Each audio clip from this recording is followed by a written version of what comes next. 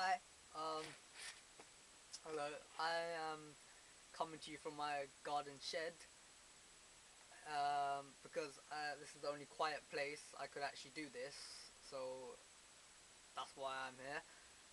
Also, another reason why I'm here is to do my video for media. This is me talking about the trip we went on recently. That was to the BFI and also to the South Bank Imax to watch a film in 3D. So we went on the trip, and the first part of our trip involved us going to the Mediatek in the BFI to watch three old thriller films. And I have the films here, and I was taking notes while watching it. The first film I watched was The Murderer, which was made in 1974. The director was Arthur Crabtree. The film just basically was a man who went on, a business trip, and unfortunately his wife, who was back home, um, went on. Let's say she went and done something a bit wrong with, other men. If you get what I'm trying to say. So he comes home, he returns home, to find out that his wife has been up to no good. Um, so at the beginning, he comes back to his apartment, and he goes through his wife's drawers, and he's just finding all these different bits of evidence which suggest that she has been having an affair. Um, the way I described the scene was that it had eerie music at the beginning, and this added a lot of tension. The lighting, it was dark, it was shadowy, there was lots of shadows everywhere. Um, there was match on action, where he goes through one door and he's filmed coming through the other side. This just adds like even more tension. Just like it gives you a better feel of what he's seeing, and what it gives you a better feel of what's happening in the apartment. Also, later on in the film, there are there's dark streets. It's unpredictable. There's only a few dim lights everywhere. It's quite thrilling, to be honest. Knowing that it builds up a lot of tension, and it's something a big event is going to happen in the film. In one of the big events, well, probably the big event of the film, is that he actually murders the man who was seeing his wife.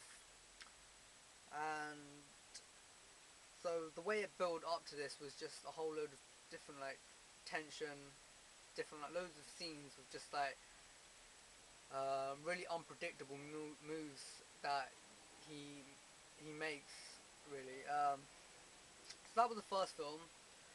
The second film I watched was 39 Steps, quite a famous film, famous director as well, being Alfred Hitchcock.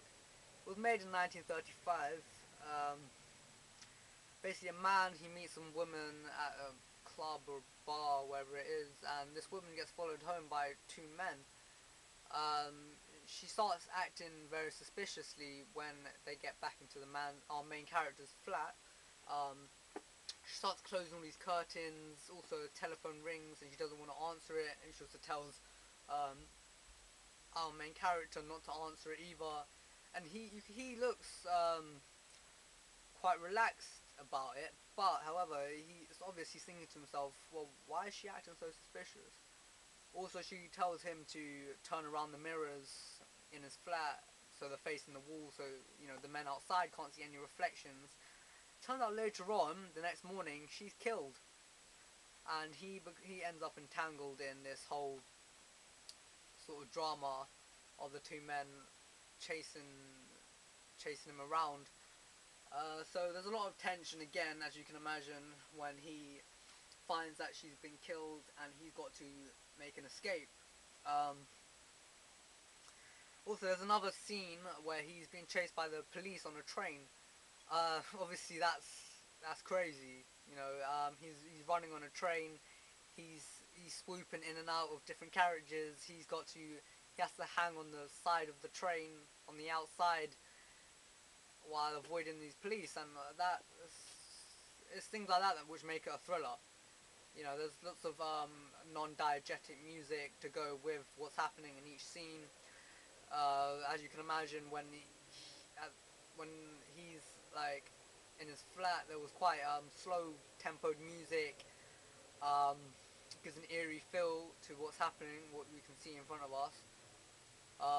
However, in complete contrast, when he's on the train being chased by these police and these detectives, you know, it's quite fast tempoed. It sets your pulse racing in a way, and I think that's obviously what makes it a thriller.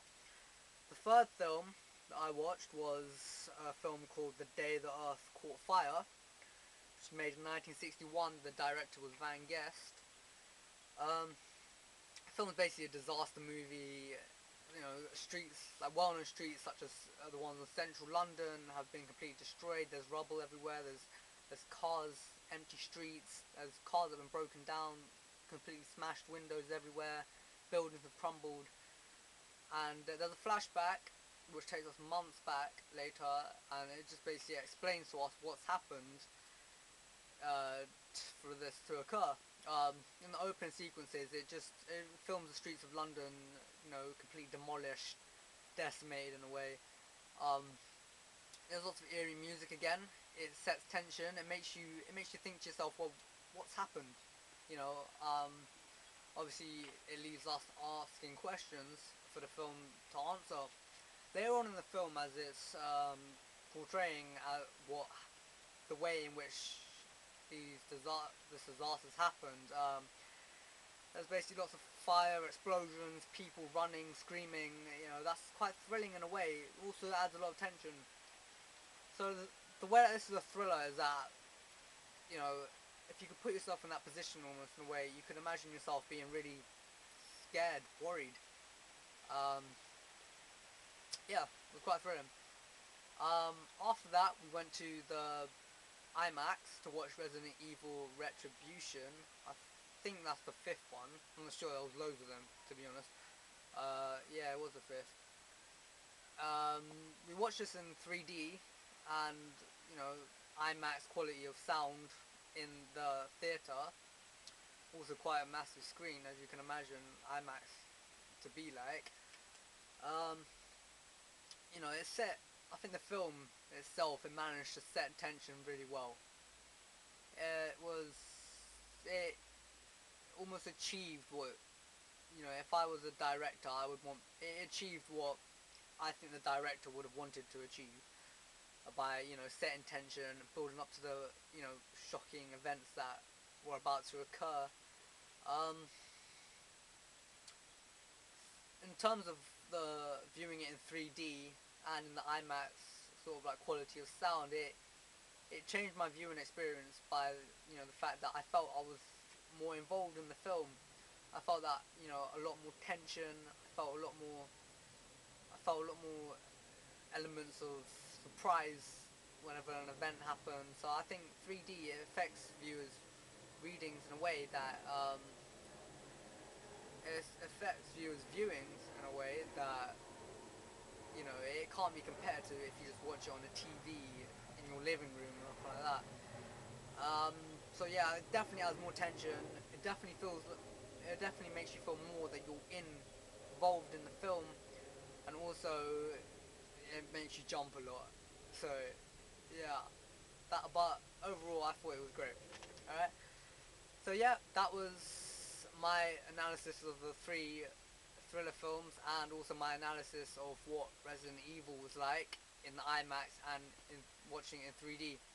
Okay, thank you. If you want to leave a comment, then please just post it on my blog. Sorry. So yeah, that's me. Thanks.